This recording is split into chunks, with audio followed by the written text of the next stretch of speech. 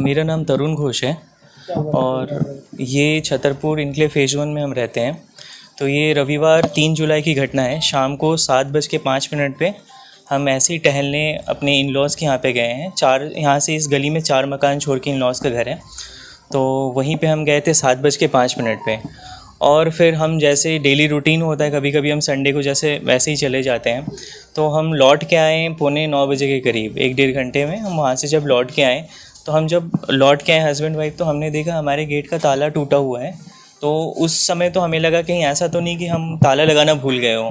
तो जब हमें 2 सेकंड के लिए तो कुछ समझ में नहीं हुआ क्या, फिर हम जब अंदर आए तो सामान बिखरे पड़े हुए थे पूरी तरीके से। और एकदम वाइफ जब अंदर आई, लॉकर वगैरह टूटा हुआ था, उसमें कुछ भी सामान नहीं था। लॉकर में हमारा करीब 12 से 13 तोला सोना था और उसमें कुछ ज्वेलरीज़ और भी थे सिल्वर के, और लेडीज़ पर्सेस में कोई कैश रखा हुआ था। इवन मतलब वो जो भी तिजोरी में लॉकर में जितने भी थे उसने सारा हाथ मारा, बिल्कुल ख़त्म कर दिया उसको। हमारे स्टडी टेबल पे एक लैपटॉप रखा हुआ था लेनोवो थिंकपैड का, वो भी उसने रखा। और उसने साथ में कोई कैरी बैग नहीं लाया था, वो हमें सीसीटीवी फुटेज में पता चला।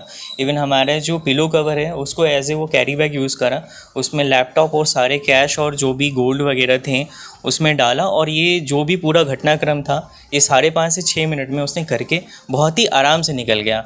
मैं पुलिस से भी मेरी बात हुई थी, बहुत पॉजिटिव रिस्पांस था। उन्होंने हमें आश्वासन भी ये दी थी। कल मेरी एडिशनल एसओजी से बात हुई मैदानगढ़ी, उन्होंने हमें ये बताया कि मतलब वो कर रहे हैं काम इस पे, और बहुत पॉजिटिव रिस्पांस मतलब हमें मिला है उनसे। 2 लोग थे जो आए थे, सीसीटीवी फुटेज में पता चला दोनों ही हेलमेट कैरी कर रहे थे। तो उसमें उससे हम मतलब मास्क चूँकि था तो हम उसको पता नहीं चल पाया कि कौन है, फेस दिख नहीं रहा था। स्कूटी से आए थे, स्कूटी का नंबर जो था आगे और पीछे का बिल्कुल डिफरेंट था। जो आगे का नंबर हमने ट्रेस करा और इवन हमने जो पुलिस से ही बात की तो वो स्टोलन रिपोर्ट ऑलरेडी 1 साल पहले की थी जो गाज़ियाबाद से चोरी हुई थी। तो हम तो 1-1.5 घंटे बाद वापस आए, लेकिन सीसीटीवी फुटेज में ये था कि मतलब हम निकले उसके 10 मिनट बाद ही वो आए और 5-7 मिनट में करके सारा काम वो निकल लिए। तो इससे मुझे इसमें भी शक हो रहा है कि कहीं ना कहीं यहाँ पे कोई लोकलिट्स है जो उनको इन्फॉर्मेशन दे रहा है। और ये बात मेरे नहीं, यहाँ पे मेरे ये घटनाक्रम होने से पहले 3-4 घटनाएं और हो रखी है ऐसी चोरी की, और इसी जो वारदात जैसे हुई है उसी घटनाक्रम में उनकी भी वैसी हुई है।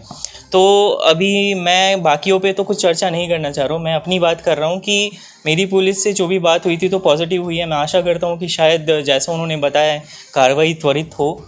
और दूसरी बात ये है कि हमें एक सेफ्टी सिक्योर मतलब इशू भी लग रहा है कि अगर वो दिन दहाड़े इस तरीके से कोई आते हैं तो यहाँ पे बहुत बुजुर्ग दंपति रहते हैं, बहुत सारे न्यूली मैरिड भी रहते हैं, बैचलर्स रहते हैं। तो जो लाइफ थ्रेटनिंग एक इशू है वो हमारे साथ, हमें ये लग रहा है कि जो अगर हमारे साथ हो सकता है तो कभी भी किसी के साथ हो सकता है।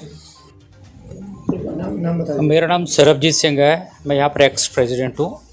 और जो हमें बड़ा दुख हुआ अभी जो इनकी वारदात हुई है, चोरी हुई है, पर मेरा पूरा विश्वास है कि मैदानगढ़ी पुलिस स्टेशन का बहुत अच्छा ट्रैक रिकॉर्ड रहा है और इसको सॉल्व कर लेंगे।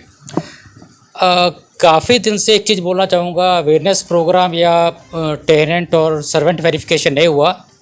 हमारी एसएचओ से लास्ट जो पब्लिक आरडब्ल्यू की मीटिंग या पब्लिक मीटिंग हुई थी वो मार्च 21 में हुई थी। उसके बाद मैं भी कोरोना की वजह से नहीं वो आ पाया। मेरा यही गुजारिश रहेगी कि वो पब्लिक अवेयरनेस और टेनेंट वेरिफिकेशन, सर्वेंट वेरिफिकेशन बड़ा जल्दी करते रहें। एक चीज़ मैं पहले बोलूँगा, पहले बीट वाले जो आते जाते फेरी वालों को टोक टकाई करते रहते थे, उनको पूछते रहते थे, जो कि अब चीज़ मिसिंग लगी। मैं चाहूँगा वो दोबारा फिर शुरू हो जाए। इस तरीके के दिन दहाड़े चोरी होना, हाँ, कंसर्न की बात है, सबकी चिंता है और उम्मीद है जैसे ट्रैक रिकॉर्ड के हिसाब से मैदानगढ़ी पुलिस स्टेशन इसको सॉल्व कर लेगा।